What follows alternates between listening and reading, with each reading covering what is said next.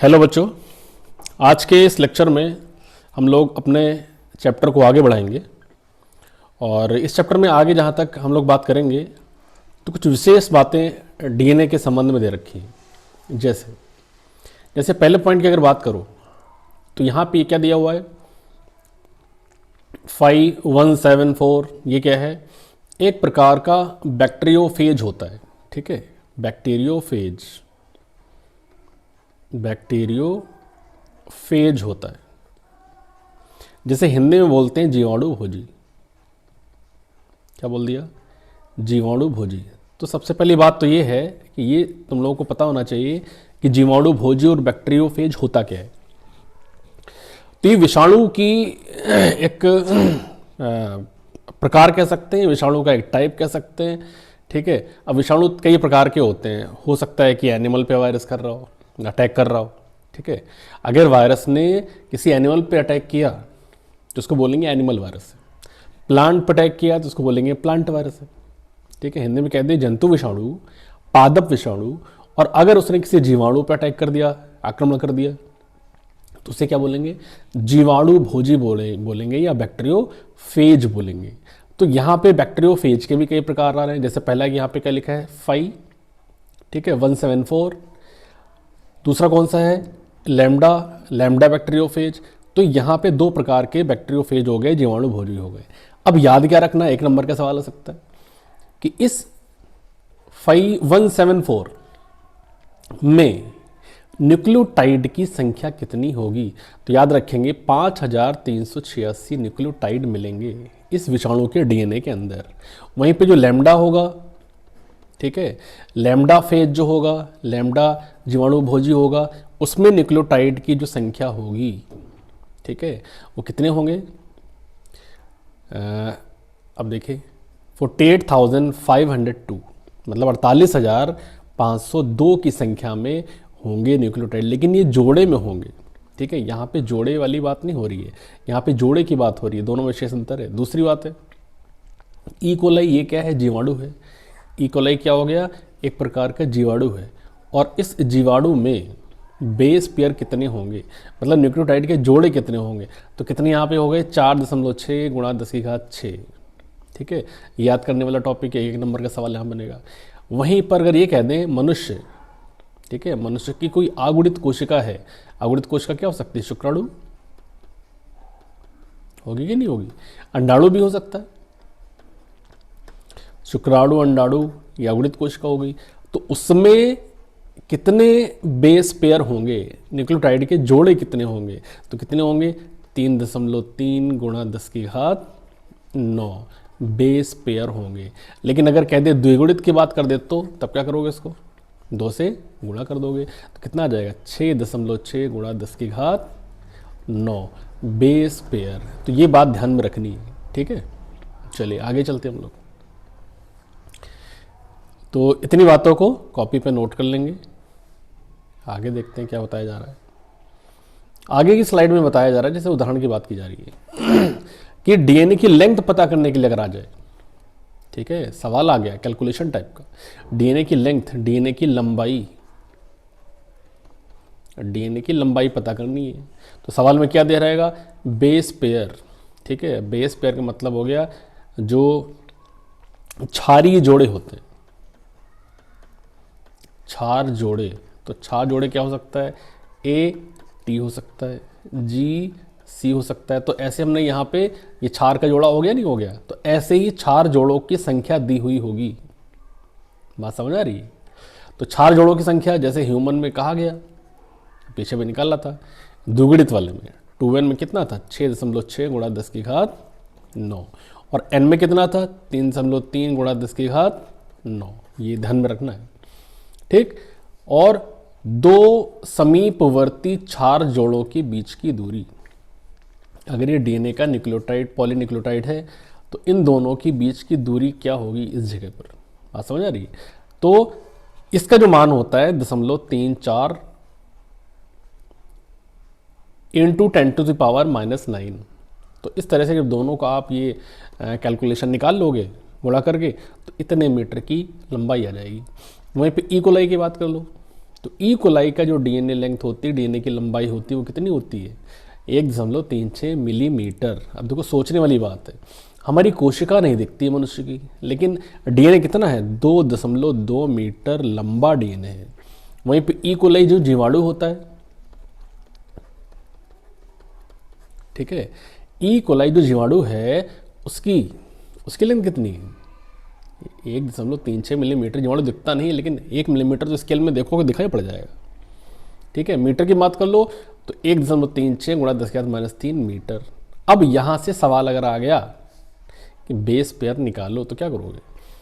कुल जो लेंथ होगी उसको 2 न्यूक्लियोटाइड के बीच की दूरी से भाग कर दोगे तो यहाँ पे बेस पेयर का नंबर मालूम चल जाएगा। तो इस तरीके से यहाँ से एक महत्वपूर्ण सवाल बन सकता है। नेक्स्ट टॉपिक अपना होता है पैकेजिंग ऑफ डीएनए हेलिक्स, ठीक है, पैकेजिंग ऑफ डीएनए हेलिक्स। तो डीएनए की जो पैकेजिंग है, अगर हम तुम लोगों को अगर एनसीईआरटी के अकॉर्डिंग दिखाएं तो यहाँ पे ये देखो, ठीक है, ये यहाँ पे दिया हुआ है डीएनए कुंडली का पैकेजिंग, अपनी किताब में देख लेना, लिखा होगा, ठीक है। तो अब देखो वही बात फिर से यहाँ बता रखी, यहाँ पे देखो ये दे रखा है, ध्यान से पढ़ो उसको। क्या है कह रहे हैं कि लगातार 2 क्षार युग्मों के बीच की दूरी, ये याद करके रखना है, 0.34 नैनोमीटर होता है।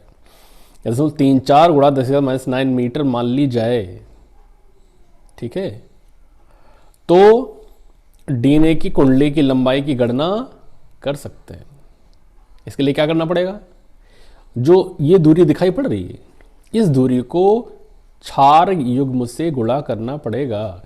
मतलब 0.34 गुणा 6.6 गुणा 10⁹9, इसको गुणा करोगे तो यहाँ से 2 मीटर की दूरी निकल के आ जाएगी।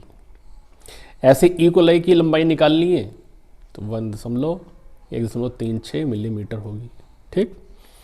तो इस तरीके से यहाँ पे हमने पुरानी बात को रिपीट कर दिया। अब जहाँ तक पैकेजिंग की बात है, तो पैकेजिंग को इसी लंबाई से जोड़ा है। मतलब मनुष्य की जो कोशिका है वो दिखती नहीं है, उसके अंदर का डीएनए कितना है? 2.2 मीटर लंबा। ई कोलाई जीवाणु है, जीवाणु दिखता नहीं है, लेकिन इसके अंदर 1.36 मिलीमीटर लंबा डीएनए कैसे उसके अंदर व्यवस्थित होगा? तो उसी व्यवस्था को व्यवस्थित करने के लिए क्या हुआ? नेचर ने, प्रकृति ने पैकेजिंग कर डाली, ठीक है। बात समझ आ रही है? तो इस पैकेजिंग को समझने के लिए पहले मेरा पीपीटी स्लाइड पे चलते हैं और उसके बाद फिर आपको इधर से हम समझाते हैं। देखो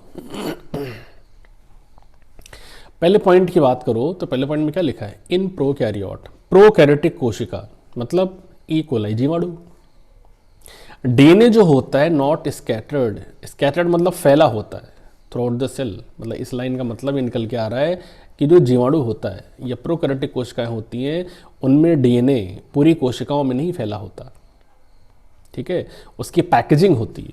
तो डीएनए जो होता है वो नेगेटिवली चार्ज होता है। डीएनए पे कैसा आवेश होता है? ऋणात्मक आवेश, ठीक है। तो उसकी अगर पैकेजिंग करनी है तो क्या करना पड़ेगा? धनात्मक आवेश वाली कुछ प्रोटीन को लाना पड़ेगा। फिर से बार समझा, डीएनए पे कैसा आवेश? ऋणात्मक आवेश, और उसकी पैकेजिंग करनी है, ठीक है, लंबाई को छोटा करना है, तो धनात्मक आवेश वाली प्रोटीन लानी पड़ेंगी। और उन्हीं प्रोटीन और डीएनए की वजह से उस डीएनए का जो रूप है वो किस रूप में हो गया? न्यूक्लियोइड के रूप में हो गया। जैसे ये देखो, ये जो रचना यहाँ पे दिख रही कुंडली, ऐसा लगता है कि चाउमीन या जैसे मैगी का नूडल जो होता है वैसा अटा हुआ है। ये देखो ऐसा अटा हुआ है, इसको अगर खोल दोगे तो ये पूरा नजर आएगा इसके अंदर ऐसे फैला हुआ। लेकिन ये पैकेज हो गई ना, तो पैकेजिंग किसने करवाई? धनात्मक आवेश वाली प्रोटीन ने करवाई। तो वो जीवाणु के अंदर एक केंद्र में जाकर के व्यवस्थित हो गया, ठीक है। वहीं पे अगर हम यूकेरियोटिक कोशिकाओं की बात कर लें तो यूकेरियोट के केस में बता रखा है क्या? There is a set of positively charge, यहां पर कुछ विशेष धनात्मक आवेश वाली क्षारीय प्रोटीन होती है। बेसिक प्रोटीन का मतलब क्या हो गया? क्षारीय प्रोटीन होती है, जिनको क्या बोलते हैं? हिस्टोन बोलते हैं। हिस्टोन, इसको हिंदी में भी हिस्टोन ही बोलेंगे। फिर से एक बार समझा। प्रोकैरियोटिक कोशिकाओं में धनात्मक प्रोटीन की बात तो की गई है डीएनए को पैकेजिंग करने के लिए कोशिका के अंदर, लेकिन वहाँ पर कोई विशेष नाम नहीं दिया गया। लेकिन यहाँ जब बात करोगे यूकैरियोटिक कोशिकाओं के अंदर, तो उस ऋणात्मक डीएनए, ठीक है, जिस डीएनए पर ऋणात्मक आवेश है, उसको अगर पैकेज करना, उसकी पैकेजिंग करनी है, ठीक है, उसको छोटे रूप में अगर बदलना है, तो यहाँ पर कुछ क्षारीय प्रोटीन की बात बताई जा रही है। क्षारीय प्रोटीन। और वो क्षारीय प्रोटीन क्या है? Histone protein.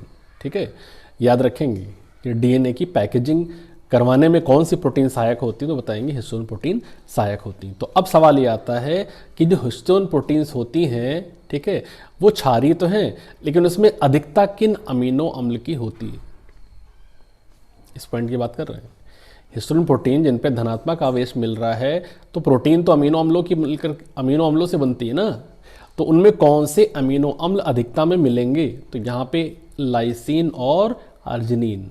लाइसिन और अर्जिनिन, उसको हिंदी में भी याद कर सकते हो। लाइसिन और, बहुत इंपॉर्टेंट है, लाइसिन और अर्जिनिन। तो लाइसिन और अर्जिनिन नामक अमीनो अम्ल हिस्टोन में अधिकता में मिलते हैं, जिन पर धनावेशित आवेश होता है और ये क्षारीय प्रवृत्ति के होते हैं। ठीक, अब होता यह है कि जब यूकैरियोटिक कोशिकाओं के डीएनए को पैक करना होता है, तो हिस्टोन ऑक्टोमर बन जाता है। ठीक है, अब जरा चित्र से समझना। ये क्या यहाँ पे दिखाया जा रहा है? ये ऐसा है कि पीछे से घूम के आया, यूं ऐसे आया, ये ऐसे आया, डीएनए। ये क्या है? डीएनए। तो डीएनए ऐसे तो भी ठीक है, धागीनुमा रचना होगी, ऐसे द्विकुंडली रचना, लेकिन इस लंबाई को छोटा करने के लिए क्या करना पड़ेगा? कहीं ना कहीं तो लिपटाना पड़ेगा ना। तो लिपटाने के लिए प्रकृति ने क्या बनाया? हिस्टोन ऑक्टोमर बना दिया। तो जरा ये बॉल जो बना है, ये बॉल क्या है? हिस्टोन ऑक्टोमर है। इस हिस्टोन ऑक्टोमर को अगर यहाँ डिटेल में देखो इस जगह पे, तो हिस्टोन में कई तरह की प्रोटीन होती हैं। Histone protein 1, histone protein 2A, histone protein 2B, histone protein 3 और हिस्टोन प्रोटीन 5। अब एक सवाल ये भी आ सकता है, कुल कितने प्रकार के हिस्टोन पाए जाते हैं? तो याद रखना, हिस्टोन 5 प्रकार के पाए जाते हैं। Histone protein 1, histone protein 2A, histone protein 3, histone protein 1, histone protein 2A, histone protein 2B, histone protein 3 और हिस्टोन प्रोटीन 5। तो इस तरीके से 4 हिस्टोन प्रोटीन यहाँ पे नजर आ रहे हैं। ठीक, तो उसमें से होता यह है कि ये जो हिस्टोन है 2A, 2B, 3 और 5, इनके जोड़े देखो, हमने 2 से यहाँ पे गुणा कर दिया। तो जब 4 प्रोटीन है, इनको 2 से गुणा कर दोगे, कितने मॉलिक्यूल आ जाएंगे? 8 आ जाएंगे ना। तो 8 का मतलब क्या हो गया? ऑक्टोमर।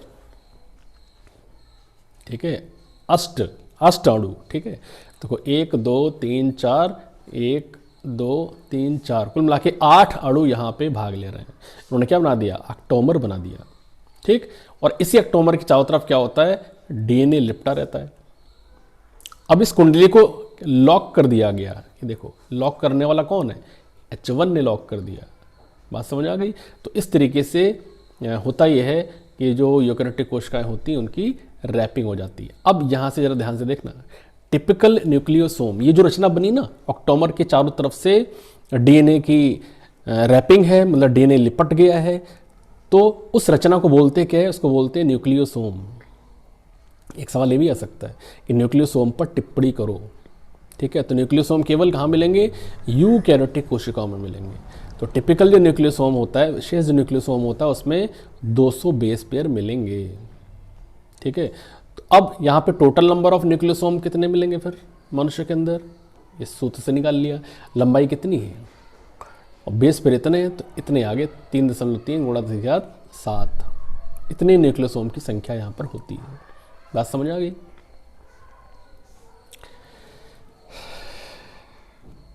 अब ये देखो, अब न्यूक्लियोसोम पे और डिटेल आ गई। तो न्यूक्लियोसोम में क्या क्या मिलता है? तो न्यूक्लियोसोम जो होता है वो रिपीटिंग होता है। अगर न्यूक्लियोसोम ऐसे रिपीट हो जाए, अब देखो यहाँ पे काउंट करो, ध्यान देना जरा। अगर एक न्यूक्लियोसोम ये है, दूसरा न्यूक्लियोसोम ये है, तीसरा ये है, चौथा ये है, पांचवा ये है, ठीक है, ये सब क्या है? ऑक्टोमर।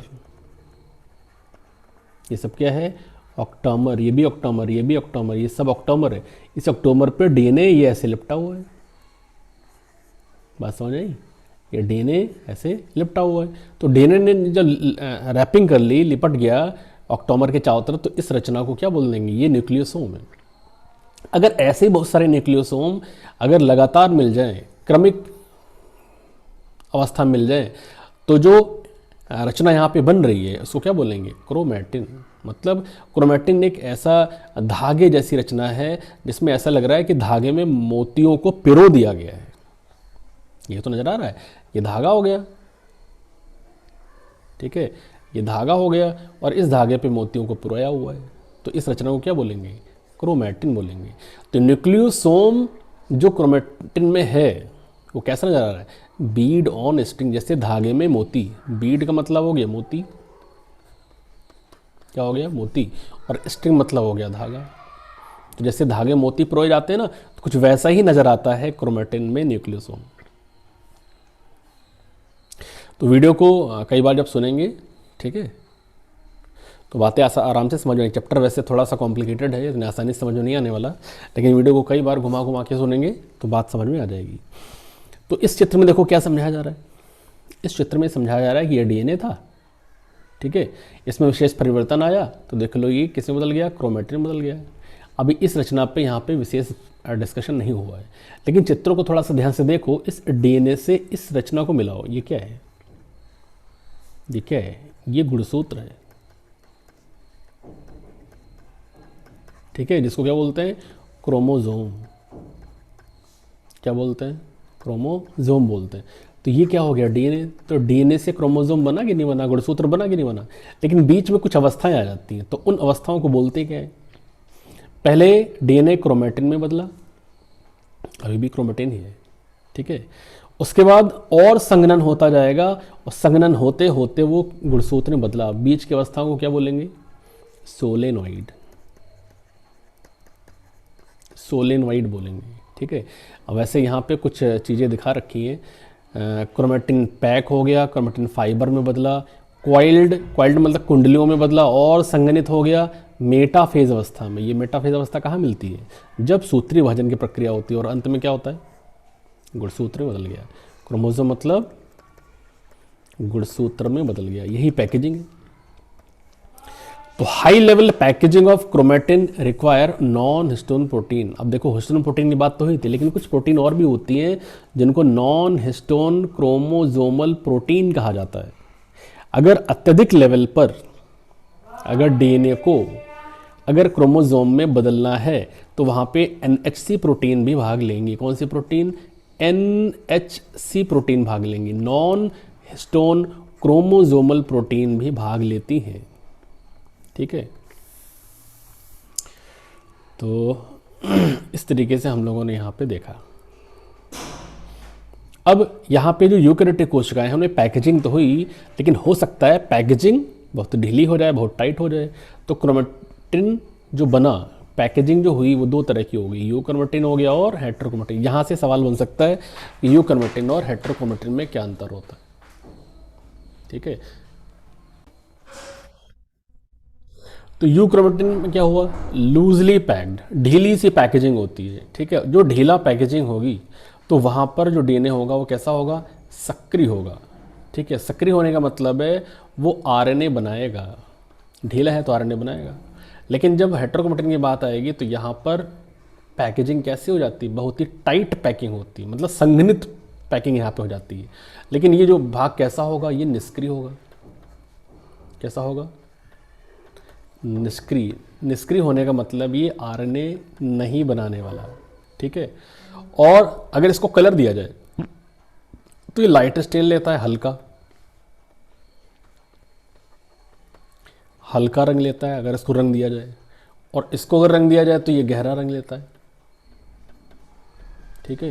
तो ये विशेष अंतर होता है यूक्रोमैटिन और हेटेरोक्रोमैटिन में।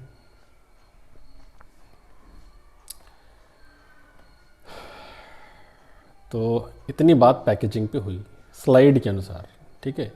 अब जरा चलते हैं किताब में क्या लिखा हुआ है, देखो। अब यहाँ से थोड़ा सा देखना, क्या बताया हुआ है, असीम केंद्र की, मतलब प्रोकैरियोटिक कोशिकाओं जैसे ई कोलाई की बात कर लें तो केंद्र के स्पष्ट मिलता नहीं है, ठीक है। और जब केंद्र स्पष्ट मिलता नहीं है तो ऐसा नहीं कि डीएनए पूरी कोशिकाओं में फैला हो, पूरी तरह से फैला नहीं होता। तो यहाँ बताया गया डीएनए कैसा होता है, ऋणात्मक आवेशित। कुछ प्रोटीन की जरूरत होती है, इन प्रोटीन का जो आवेश होगा वो कैसा होगा, धनात्मक, ठीक है। तो प्लस और माइनस दोनों मिल करके क्या करेंगे, डीएनए को एक विशेष स्थान पर संघनित कर देंगे, मतलब बांधने का काम करेंगे। और इस प्रकार जब दोनों बंध जाते हैं तो बन क्या जाता है, केंद्र काप बन जाता है या फिर न्यूक्लियोटाइड बन जाता है, ठीक है। तो न्यूक्लियोटाइड और न्यूक्लाइड, देखिए न्यूक्लाइड और न्यूक्लाइड जो है ये, अब इस पे सवाल बन सकता है कि न्यूक्लाइड रचना कहाँ पाई जाती है, बताओगे जीवाणुओं में पाई जाती है या प्रोकैरियोटिक कोशिकाओं के कोशिका द्रव्य में पाई जाती है। तो न्यूक्लाइड में जो डीएनए है वो बड़े लोपों में व्यवस्थित होता है जो प्रोटीन से जुड़े रहते हैं। तो ये जो पैराग्राफ है ये किसके बारे में बताया जा रहा है, प्रोकैरियोटिक कोशिकाओं के बारे में बताया जा रहा है, मतलब ई कोलाई के बारे में बताया जा रहा है।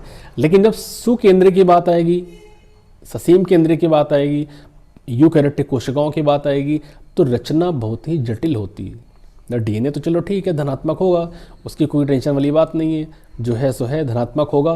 प्रोटीन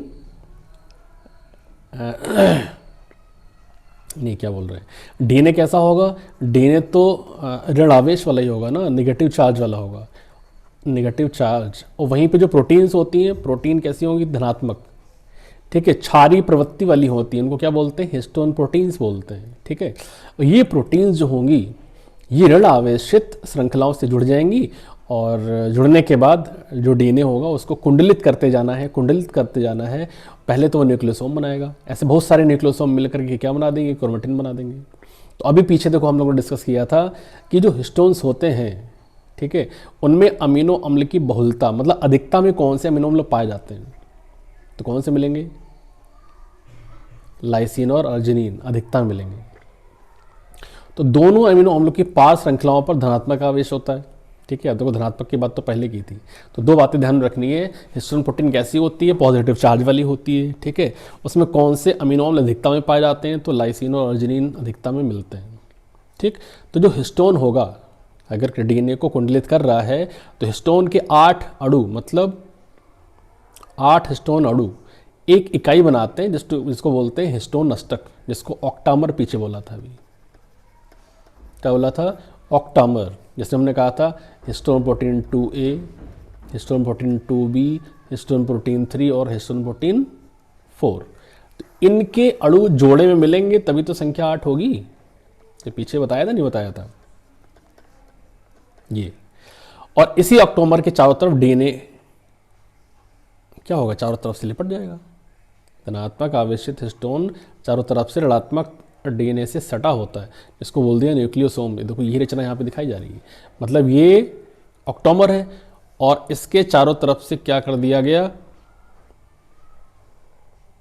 ये ऐसे डीएनए को